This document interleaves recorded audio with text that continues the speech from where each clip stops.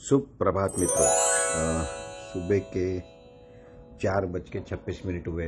Technically आज 3:30 उठ गया था और आप लोगों को SSK Bharat management and media limited के बारे में अपडेट्स देने थे। तो आज के इस ऑडियो का पर्पस है वो अपडेट बनाना। मित्रों,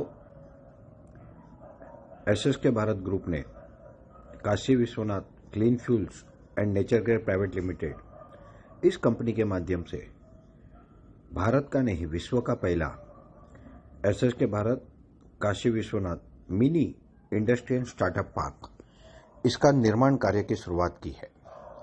9 अप्रैल को हमने इसका भूमि पूजन किया था और आषाढ़ महीने की एकादशी यानी आषाढ़ी एकादशी को हमने एक्चुअल काम की शुरुआत की थी और हमने लक्ष्य लिया था अक्टूबर 16 शरद पूर्णिमा का।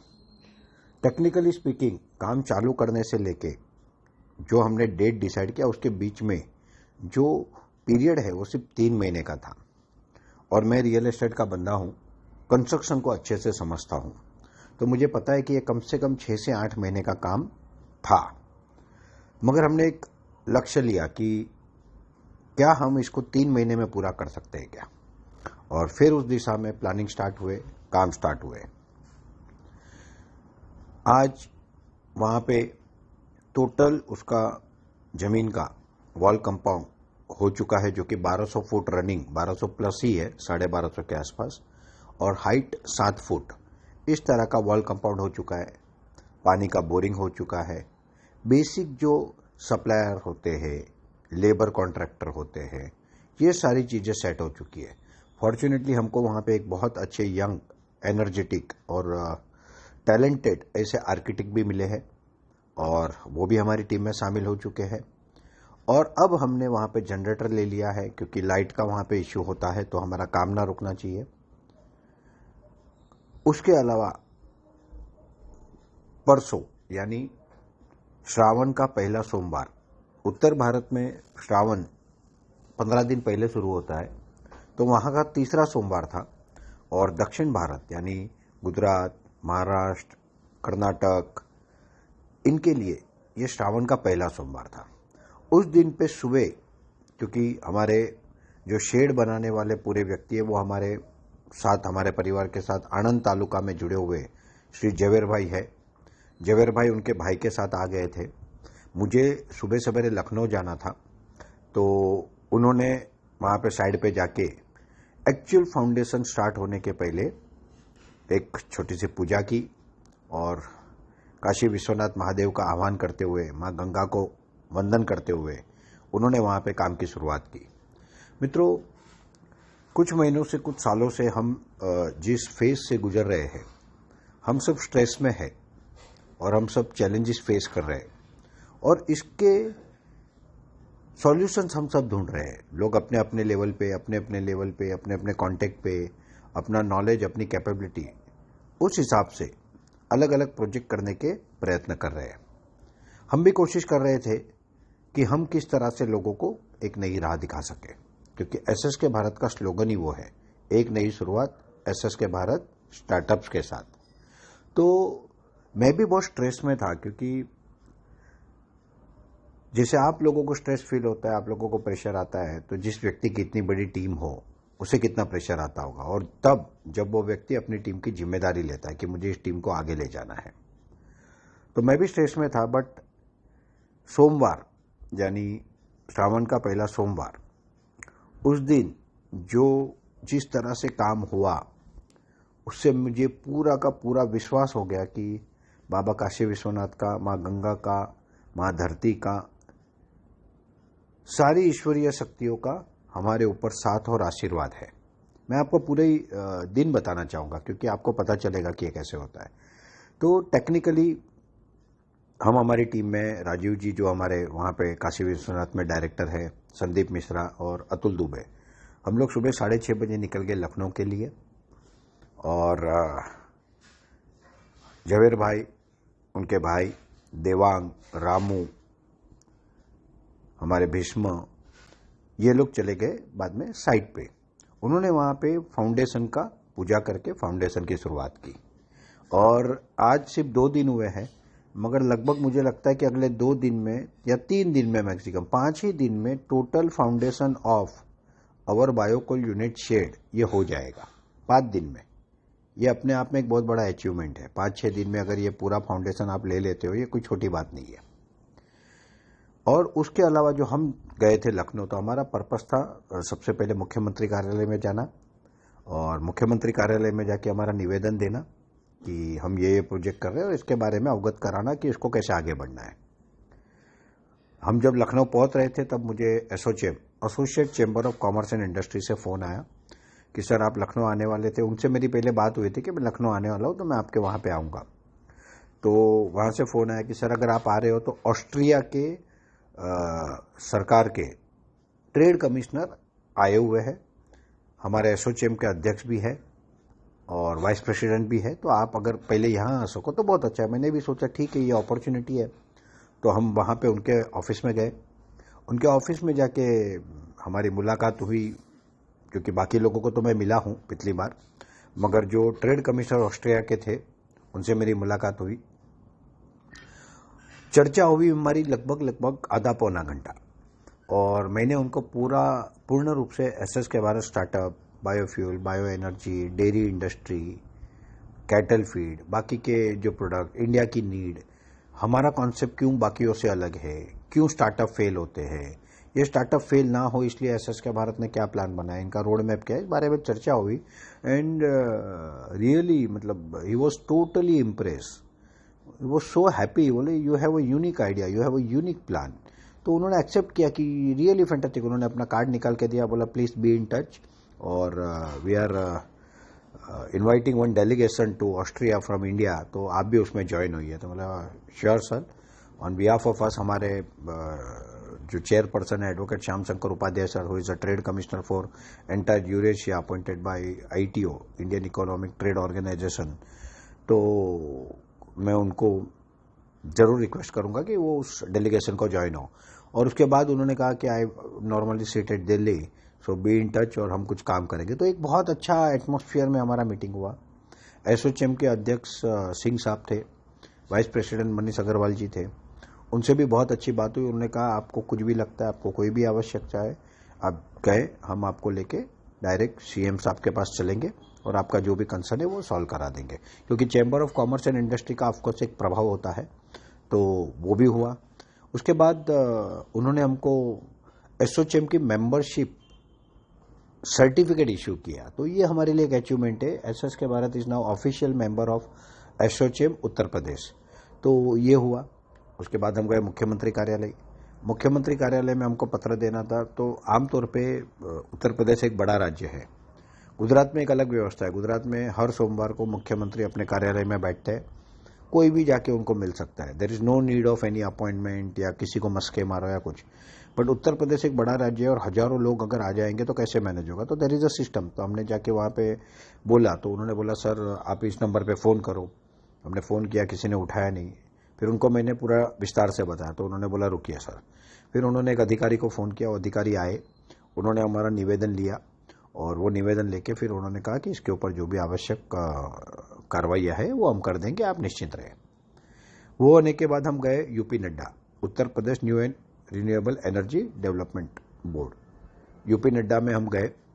और वहाँ पे हमने पहले एक फ़ाइल डाली थी, मगर फिर वो फाइल पेंडिंग हो गई थी क्योंकि हमने कुछ किया नहीं था।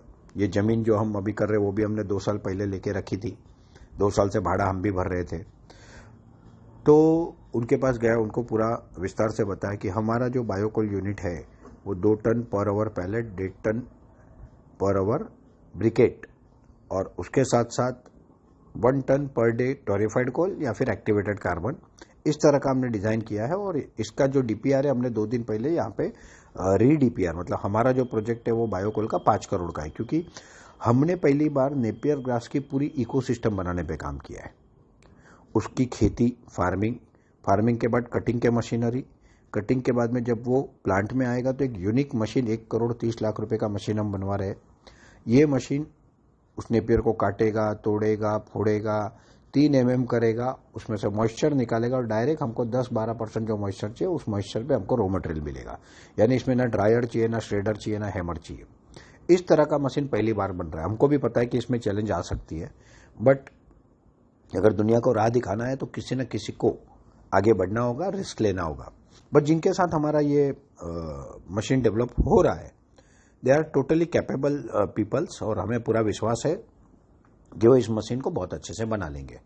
तो उन अधिकारी को हमने पूरा उसके बारे में बताया, तो उन्होंने बोला वेरी गुड, और मुझे लगता है कि अगले हफ्ते में हमको यूपी नड्डा का in principle approval for biocoal project आ जाएगा।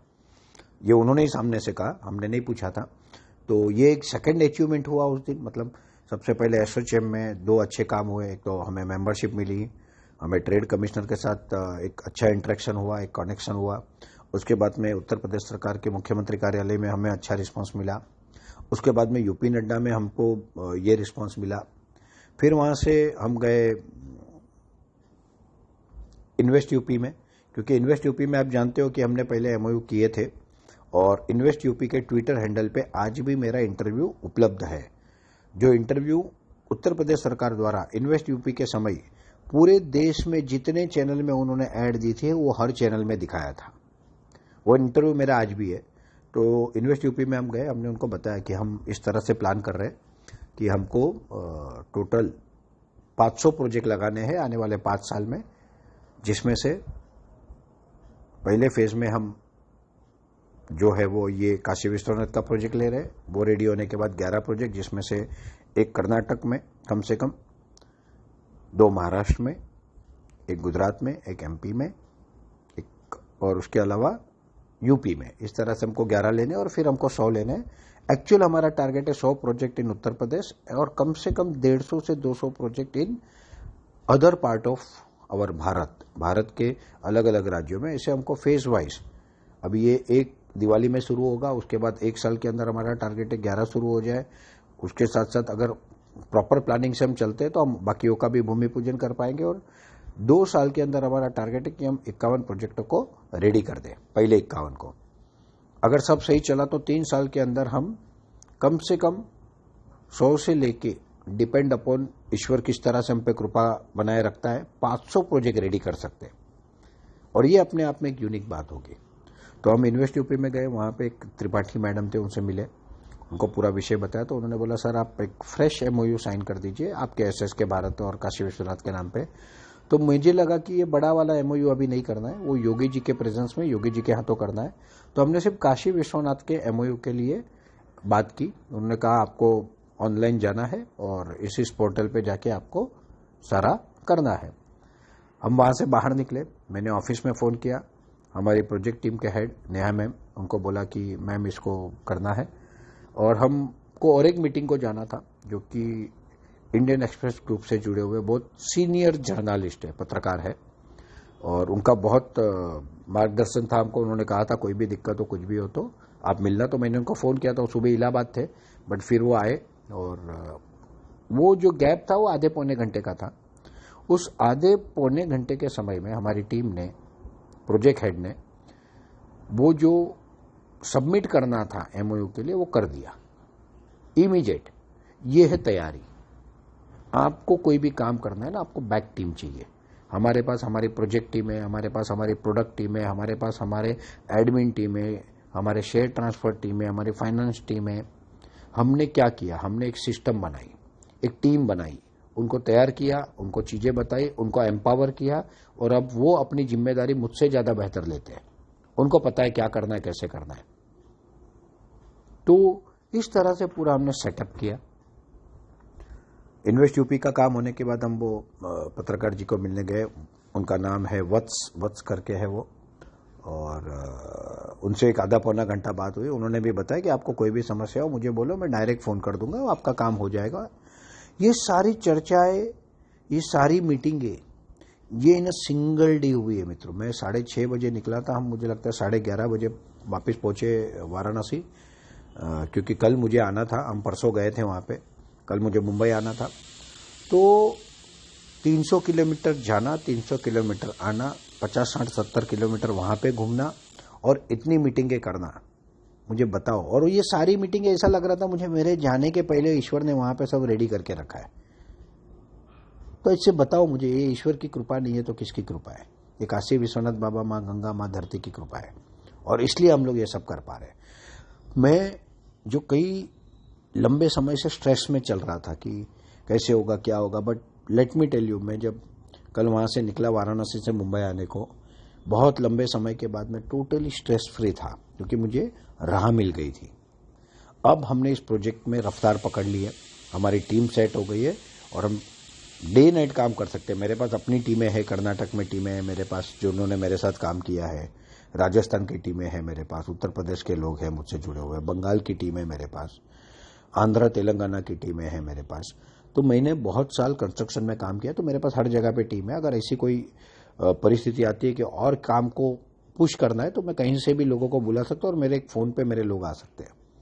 तो ये बैकअप है मेरे पास। तो ये अपॉर्चुनिटी है कि मैंने पहले इस इंडस्ट्री में काम किया है, कई सालों तक काम किया है, सारे उतार चढ़ाव देखे और वो मुझे आज काम आ रहे हैं।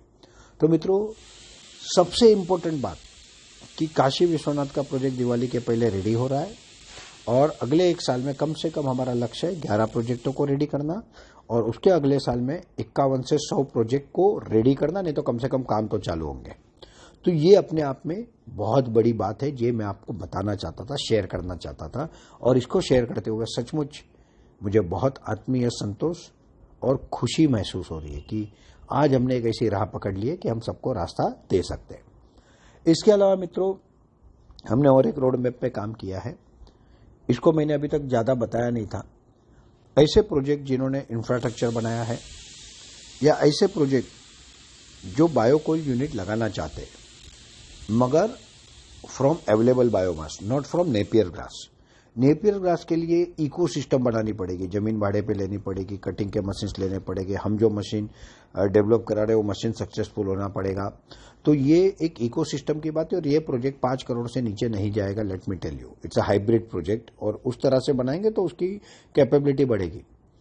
तो अवेलेबल बायोमास, भारत के बहुत राज्यों में सीजन में अवेलेबल बायोमास होता है। इस अवेलेबल बायोमास पे एग्री इंफ्रा फंड से कोलेटरल फ्री 2 करोड़ का लोन और बाकी का बैकअप, और इस तरह से जैसे हमने इसमें इन्वेस्टर को टाइप किया था या लोगों को टाइप किया था, ऐसा कुछ करके हम चाहते हैं कि हम लोगों को बायोकोल यूनिट बनाने में कंसल्टिंग करें। इसके लिए बैंक से डील करना, उनको डाइजेस्ट कराना, उनको बताना, उनको सारे इकोनॉमिक्स बताने, इसके ऊपर हम काम कर रहे थे और अभी लगभग इस चीज़ ने दिशा पकड़ी है। मेरा फाइनल डीपीआर रेडी हो गया है उसका। 1-2 जगह पे हमने बात की है कि इसमें हम आगे बढ़ेंगे। इस प्रोजेक्टों में बायोकोल में हम सिर्फ कंसल्टिंग देंगे, 10% प्रॉफिट का हिस्सा लेंगे और 90% एंटरप्रेन्योर का रहेगा, जिसमें से आवश्यकता के अनुसार वो अपने ग्राम के जो उद्योजक है, गांव के उद्योजक, उनको कुछ शेयर दे सकते हैं, खुद को रख सकते हैं, इन्वेस्टर को रख सकते हैं और तो भी एक सफिशिएंट इनकम कमाएंगे। इससे रिलेटेड एनटीपीसी से डील करना है, थर्मल पावर प्लांट से डील करना है, तो वो भी हम लीड करेंगे। तो इस तरह की एक व्यवस्था हमने बनाई है और अब इस व्यवस्था में मैं धीरे धीरे आगे जा रहा हूं क्योंकि हम रुक नहीं सकते, अब हमें आगे बढ़ना ही पड़ेगा।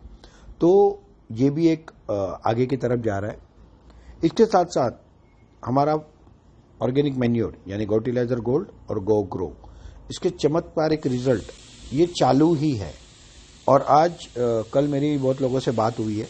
वी एक्सपेक्ट कि वो अब इस दिशा में पॉजिटिवली आगे बढ़ेंगे क्योंकि लोग रुक गए थे, लोग मन से टूट गए थे और करना नहीं चाहते थे, बट अभी लोग पॉजिटिव हो चुके हैं और हम चाहते हैं कि धीरे धीरे वो लोग आगे बढ़े। और अगर ये नहीं बढ़ते तो हमारा जो नया अपना एंटायर स्टार्टअप और एसएससी का नेटवर्क हम बना रहे हैं, इसके माध्यम से हम इसको आगे बढ़ाएंगे।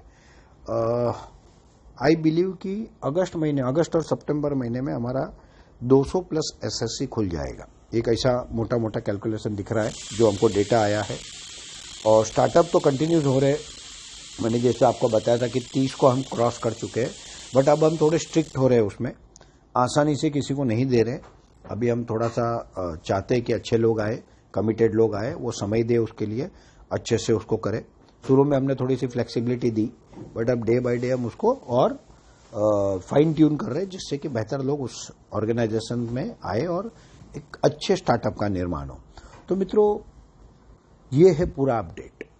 अब हम प्रॉपर ट्रैक पे है, सही दिशा में है और बहुत अच्छे से काम चल रहा है। जो स्टार्टअप में आना चाहते हैं उनको स्टार्टअप में लेके जाएंगे, उसके अपनी सिस्टम है, उसके अपने नियम हैं जो सिर्फ बायोकोल की यूनिट करना चाहते हैं उनको उस दिशा में ले जाना चाहेंगे। अवेलेबल बायोमास से बायोकोल बना के बेचना, पैलेट या ब्रिकेट, कोई बड़ी बात नहीं है। गैस के चूल्हे पे भी काम हो रहा है और मेरी एक आदत है, जब तक मैं सेटिस्फाइड रिजल्ट ना ले लूँ ना तब तक मैं प्रोडक्ट को नहीं लाता।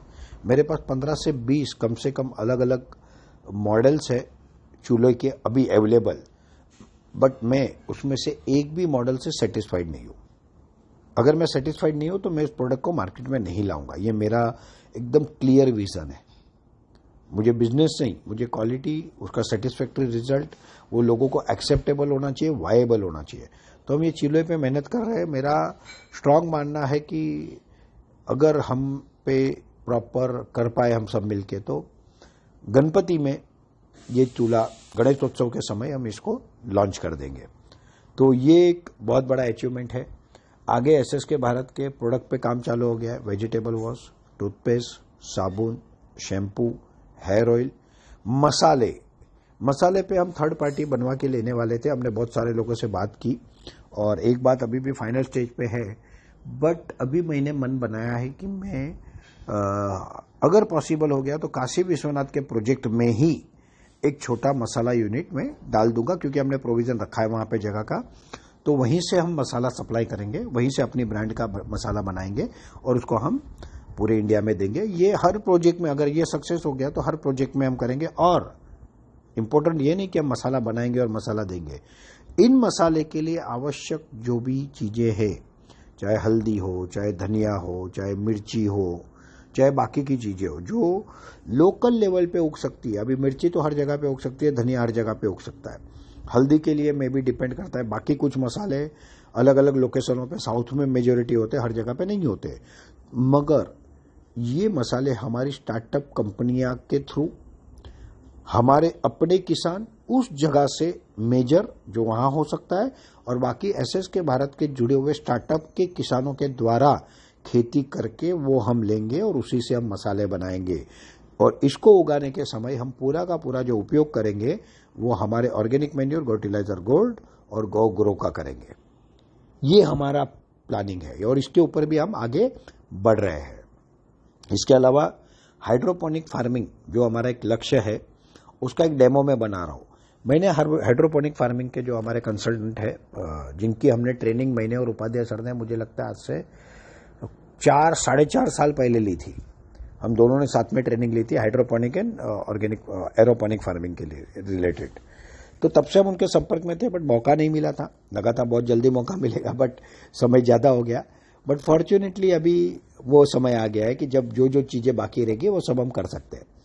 तो ये हाइड्रोपोनिक यूनिट का उन्होंने मुझे क्लियर बताया कि सर ये ऐसा होता है कि आप मर्सिडीज गाड़ी लेके आप ऑटो रिक्शा की रेट में चलाना चाहते हो, मगर क्या होता है कि मेरी स्पेशलिटी है जुगाड़, मेरी स्पेशलिटी है महंगी चीजों को सस्ते में कैसे करके वायबल कैसे करना। ये मेरा गुण है, ऊपर वाले ने दिया हुआ गॉड गिफ्ट है, ईश्वर की कृपा है। तो मैं इस पे काम कर रहा हूं और एक मॉडल हम वाराणसी में ही खड़े करने जा रहे हैं हाइड्रोपोनिक का, हाइड्रोपोनिक बट एरोपोनिक वाले में, मतलब कि स्टैंडिंग में। तो इसके ऊपर मुझे लगता है आजकल में मेरे पास उसके कोटेशंस आ जाएंगे और उसको भी मैं आगे बढ़ा रहा हूं। और ये पहला डेमो होगा। आगे जाके स्टार्टअप के अंडर हर गांव के हर एसएससी में इस तरह से हाइड्रोपोनिक फार्मिंग हम कराएं, जिससे कि उसको कीड़े ना लगे, उस पर वातावरण की, चाहे ओले हो चाहे बारिश हो, उसकी मार ना लगे, उस पर ज्यादा प्रोडक्शन आए। वो प्रोडक्शन में भी अगेन हम गो ग्रो और फर्टिलाइजर गोल्ड का ही उपयोग करेंगे, क्योंकि वो 100% ऑर्गेनिक मैन्योर है, टेस्टेड है, रिजल्टेड है। बस लोग कुछ कारण से उसको नहीं कर पा रहे, हमको उसको डीप ले जाना है, इस तरह से ले जाना है कि जो एक बार वापरे वो वापरता ही रहे। और एसएसके भारत का पूरा ग्रुप आजीवन इस प्रोडक्ट को वापरने वाला है, क्योंकि ये प्रोडक्ट सचमुच गौ माता का आशीर्वाद है। मगर गौ माता का आशीर्वाद कह के मैं नहीं बेच रहा हूं, ये केमिकल फर्टिलाइजरों को फेल कर रहा है। तो ये हाइड्रोपोनिक फार्मिंग का पूरा मॉडल है। इसके साथ साथ कंपोस्टेबल प्लास्टिक यूनिट, जिसमें प्लास्टिक के बैग सिंगल यूज और इस तरह से जो बनाने हैं, वो यूनिट के ऊपर भी काम चल रहा है। हमारे मेरे एक मित्र है जिन्होंने पहले प्लास्टिक की फैक्ट्री थी, मिस्टर संतोष वालनेकर सर, वो उसको लीड कर रहे हैं और वो पूरा का पूरा मुझे वर्कआउट करके दे रहे। आई बिलीव हफ्ते 10 दिन में वो भी सारे कोटेशंस फाइनल हो जाएंगे और उस दिशा में भी हम आगे जाएंगे। इसके अलावा रिसेंटली सर्च करते करते मुझे एक मशीन मिला है कोल्ड प्रेस ऑयल निकालने का, बट वो घानी वाला नहीं, लकड़े वाला नहीं जिसमें पानी मार के करना पड़ता है। ये एक यूनिक मशीन है और ये मशीन में एक बहुत नॉमिनल मोटर लगती है, हालांकि कैपेसिटी के हिसाब से है, और उसमें से थ्रू अ प्रेशर पूरा ऑयल निकल जाता है और जो आपका अंदर तिल हो या बाकी चीजें वो लगभग वैसी की वैसी रहती है, सिर्फ दब जाती है थोड़ी। वो जो चीजें रह जाती है उसमें से ऑयल निकल जाता है, तो उसमें से हम कुछ बाई प्रोडक्ट बना सकते हैं और जो ऑयल है वो प्योर 100% प्योर शुद्ध ऑयल पैकिंग करके हम लोगों को सप्लाई कर सकते हैं। और ये यूनिट के ऊपर भी मैं काम कर रहा हूं। अगेन इंपॉर्टेंट बात क्या है, अगर उत्तर प्रदेश में राई सरसों की खेती होती है तो सरसों का ऑयल वहां पे ज्यादा चलता है, तो सरसों का ऑयल हम वहां पे बना के बेचेंगे। गुजरात में ग्राउंडनट ऑयल हो रहा है तो ग्राउंडनट बेचेंगे, कहीं कपासिया तेल होता है, कहीं और होता है, तो ये सारी चीजें होगा। ये मशीन में हम हाई एनर्जी ऑयल जैसे बादाम का ऑयल, अखरोट का ऑयल, लौंग का ऑयल, इस तरह की चीजें भी बना के दे सकेंगे। तो ये भी मशीन लगभग मैं फाइनल कर रहा हूं। एक ट्रायल वर्जन आ जाएगा, वो रेडी हो जाएगा, काशी विश्वनाथ में शुरू हो जाएगा और उसको भी आगे लेके जाएंगे। इसके साथ साथ कंपोस्टेबल पैकिंग प्रोडक्ट का एक बहुत अच्छा प्लांट मुझे मिला है, बट वो 5.5-6 करोड़ का प्लांट है, तो फर्स्ट फेज में मैं उसको नहीं ले रहा हूं, but we are again planning to start with trading, कि हम कंपोस्टेबल आइटम जो बगास या बाकी चीजों से बनती है उनको सप्लाई करने की शुरुआत करें। और उसके ऊपर भी मैंने किशोर भाई पंड्या सर से रिक्वेस्ट की थी कि वो काम करें और उन्होंने लगभग करके रखा है। आज मैं उनको मिलूंगा तो मेरी बात होगी तो मैं उसको आगे बढ़ाऊंगा। तो technically speaking SS K Bharat startup ये एनर्जी स्टार्टअप नहीं है, ये बिजनेस स्टार्टअप है। जो बिजनेस लॉजिकल, वायबल, प्रॉफिटेबल होगा जहां के लिए, उस बिजनेस को वहां किया जाएगा। आज हमने जो मॉडल बनाया है वो लगभग हर जगह की रिक्वायरमेंट है, बट कल मैं हिमाचल में जाऊंगा तो वहां सरसों का तेल थोड़ी निकालूंगा, वहां तो मुझे एप्पल पे काम करना पड़ेगा या फिर मुझे और कोई चीजों पे काम करना पड़ेगा या डेयरी इंडस्ट्री पे काम करना पड़ेगा। सोलन डिस्ट्रिक्ट में जाऊंगा तो शिमला मिर्ची का प्रोडक्शन है, तो वहां पे वेजिटेबल्स पे काम करना पड़ेगा, उसका प्रोसेसिंग, उसका ड्राइंग, उसका पैकिंग, उसका सप्लाई। तो हमको ये समझना होगा कि एसएस के भारत स्टार्टअप का मॉडल भारत के 70% हिस्से में तो सेम चलेगा, मगर 30% हिस्से में इससे इंप्रूव्ड वर्जन आएंगे, फूड प्रोसेसिंग इंडस्ट्री आएगी। कल को हम जो गेहूं उगवाएंगे किसानों से, गेहूं से आटा बना के, आटा पैकिंग करके बाजू के सिटी में सप्लाई करने की व्यवस्था भी हम कर रहे हैं। हमारी चीजें हमारे किसान उगाएंगे, वो हम खरीदेंगे, उसको प्रोसेस उसी तहसील में करेंगे और हो सकता है उसी तहसील में या उसके आसपास के नियरेस्ट 100, 200, 300 किलोमीटर की रेंज में जो शहर है उन शहरों में जाएगा। ये जाएगा एसएससी के थ्रू, ये जाएगा एचएससी के थ्रू। ये एक अपने आप में यूनिक व्यवस्था का हमने निर्माण किया और फॉर्चुनेटली हमारे पास वो क्षमताएं हैं, मैनेजमेंट की क्षमता, एडमिनिस्ट्रेशन की क्षमता, उसके फाइनेंस अरेंज करने की क्षमता, और हमारे पास ऑलरेडी एक अच्छी टीम है जो टीम डेवलप कर रही है आगे। आज काशी विश्वनाथ के प्रोजेक्ट पे जो टीम डेवलप हो रही है, वो टीम आने वाले समय में 11 प्रोजेक्ट को हैंडल कर पाएगी, फिर वो 11 से जो टीम बनेगी वो 100 को कर पाएगी। इस तरह से पूरी व्यवस्था है। वहां पे आप लोगों की ट्रेनिंग होगी, स्टार्टअप वालों की, हमारे एक्सपर्ट्स होंगे, हमारे ये बाकी के लोग होंगे। और अभी जो हम फेज में आए हैं, इस फेज में हमको अभी फाइन ट्यून, एक फाइन डिजाइन करना है। तो मेरी पूरी टीम, हमारे डेयरी के कंसल्टेंट, हमारी एसएस के भारत निर्माण की टीम, एसएस के भारत की team, SS K Bharat fab की टीम, हमारे बाकी के काशी विश्वनाथ की टीम, हमारे पूरे लोग, हम सब 12 तारीख को वाराणसी में आ रहे हैं। 12, 13, 14, 15 हम 4 दिन बैठ के पूरा का पूरा फाइन ट्यून, यानी काशी विश्वनाथ के ओपनिंग के बाद का अगले 3 महीने का प्लान ये पूरा रेडी हो जाएगा। इसके लिए हमने भरत अमेटा सर जो हमारे गुजरात में डेयरी कंसल्टेंट है उनको बुलाया है, हमारे आर्किटेक्ट है। कोल में तो अभी हम बहुत ज्यादा अंदर डीप जा चुके हैं, हमको किसी की आवश्यकता नहीं। आप सबको पता है कि हमने बहुत लोगों को उसमें गाइडेंस दिया है। तो ये पूरी टीम बैठ के काम करेगी। मित्रों, आने वाले समय में हम बहुत बड़ा नेटवर्क और एक इंडस्ट्रियल एम्पायर बना जा रहे हैं, मगर ये इस तरह का एम्पायर है जो माइक्रो है। ये मैं आपको एक नई चीज बता रहा हूं। देखो, एक बहुत बड़ा ऑर्गेनाइजेशन होगा, समझो उस कंपनी में कोई दिक्कत आई ना तो पूरा ऑर्गेनाइजेशन कोलैप्स हो जाएगा। मगर एसएसके भारत ग्रुप की स्पेशलिटी क्या है? It's a micro management. Her tehsil level पे, तालुका लेवल पे या रीजन लेवल पे हम जो एरिया अलॉट करेंगे उस लेवल पे एक स्टार्टअप, वो स्टार्टअप अपने आप में इंडिपेंडेंट। तो एसएसके भारत ग्रुप को कल को कोई टारगेट करता भी है तो भी इन कंपनियों को कोई फर्क पड़ने वाला नहीं है, वो अपने अपने लेवल पे काम करती रहेगी। और इसलिए इन कंपनियों का स्ट्रेंथ ज्यादा है। जब ये कंपनी पूरी इकोनॉमी को रोल करेगी, इसमें बिजनेस करेगी, इसमें टर्नओवर करेगी, तो उस तालुका का विकास होगा। और ऐसी हजारों कंपनियां जब काम करेगी तो देश की इकोनॉमी को हम बहुत आगे ले जा सकते हैं। फिर से हम हमारे भारत को विश्वगुरु बना सकते हैं। आज मैं थोड़ा सा समय भी है मेरे पास अभी, तो मैं आपसे और बात करना चाहता हूं। मित्रों, भारत विश्वगुरु क्यों था? भारत विश्वगुरु इसलिए था कि भारत में अपनी जरूरत की तो सारी चीजें बनती ही थी, बट दुनिया को भी वो सप्लाई करता था। बहुत प्राचीन काल से आप जानते हो कि भारत विश्व के साथ व्यापार करते रहा है, प्रोडक्ट सप्लाई करते रहा है, ये आप सब जानते हो। तो हमको फिर से वही व्यवस्था करनी है। हमारे तहसीलों के स्टार्टअप अपने तहसील की रिक्वायरमेंट तो पूरी करेंगे ही, देश के बाकी हिस्सों में देंगे ही, मगर विश्व को भी सप्लाई करेंगे। मैं बिल्कुल ये नहीं कहता, वो सोच का नहीं हो कि भारत की कंपनी करे, भारत ही धंधा करे, फॉरेन वाले ना करे। अगर उनमें क्षमता है तो वो करेंगे, हमारे में क्षमता है तो हम करेंगे।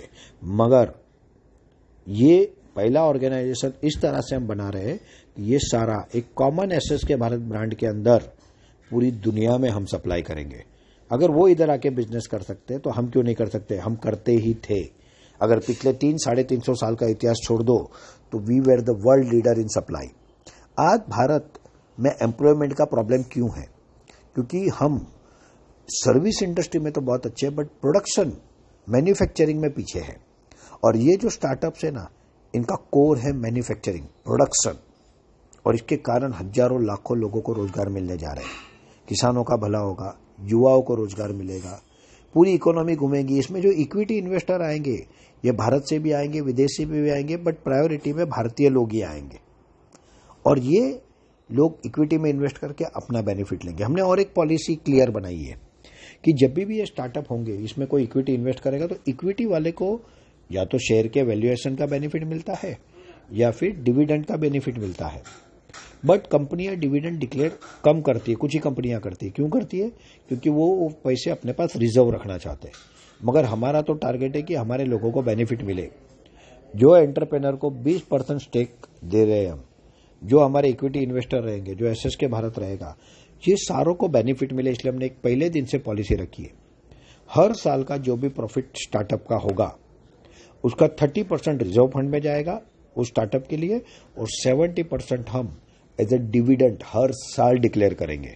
इसके कारण हर साल हमारे इन्वेस्टरों के हाथ में पैसा आएगा, और दूसरा उस शेयर का वैल्यूएशन भी बहुत ज्यादा बढ़ेगा। और ये पूरा स्ट्रेटेजी, क्योंकि मैं शेयर मार्केट से जुड़ा हुआ बंदा हूं, बहुत छोटी एज में हमने हर्षद मेहता का जो स्कैम हुआ था मैंने मेरे घर में देखा है, किस तरह का माहौल था, क्या था। और तब से लेके मार्केट से जुड़ा हूं तो मुझे इसके सारे प्लस माइनस ये सारी चीजें पता है। मेन ब्रोकर, सब ब्रोकरों का एक हमारा पूरा एक नेटवर्क है, अपना ग्रुप है। वही लोग बड़ी आसानी से एसएसके भारत के प्रमोटर कोटा शेयर ले रहे हैं। इसलिए मुझे किसी को ये नहीं कहना पड़ता कि शेयर लो शेयर लो शेयर लो, मेरे लोग ही लोग लेके जा रहे हैं, तो मुझे कोई दिक्कत नहीं है। मगर ये मॉडल से क्या होगा? जब काशी विश्वनाथ का स्टार्टअप रेडी हो जाएगा, ये इक्विटी मॉडल में एक बार रेडी कर दूंगा, और उसके बाद एक ऐसा समय आएगा मित्रों 10-12 प्रोजेक्ट करने के बाद कि जिस दिन एसएसके भारत ग्रुप ये अनाउंस करेगा कि हम इस जगह पे ये स्टार्टअप अगले 1 साल में, 6 महीने में, 3 महीने में खड़ा कर रहे हैं, उसी दिन उसको आवश्यक सारा फंड थ्रू इक्विटी उसी दिन आ जाएगा, क्योंकि लोगों का विश्वास हो जाएगा। We are creating entire amazing unique magical system. आज तक ऐसी नहीं बनी है मित्रों, ना बना सकता है कोई, क्योंकि इसके लिए ईश्वर ने मुझे घड़ा है। उपाध्याय सर का एक एक्सपर्ट ओपिनियन मेरे पास है और एक जबरदस्त टीम है हमारे पास। तो मित्रों, यही अपडेट मुझे आपको देने थे। बहुत लंबा हुआ है ऑडियो, बट आप सुनना, इसको समझना, और एक जबरदस्त शुरुआत हमने कर दी है, स्ट्रांग शुरुआत कर दी है, और अब हम पॉजिटिव दिशा में जा रहे हैं।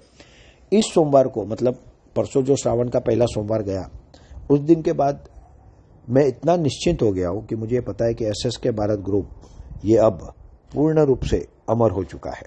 इसको कोई हिला नहीं सकता और ना कोई इसको झुका सकता है। अब हमारा कंटिन्यूस ग्रोथ होते रहेगा और हम आगे बढ़ते रहेंगे। तो मित्रों, बहुत बहुत धन्यवाद। बहुत बहुत शुभकामनाएं। बस दिल से करते, मिल के करते, जोरों से करते, करके दिखाते। Let's do it. जय हिंद, जय भारत। एक नई शुरुआत एसएसके भारत स्टार्टअप्स के साथ। शुभम भवतु सर्वदा।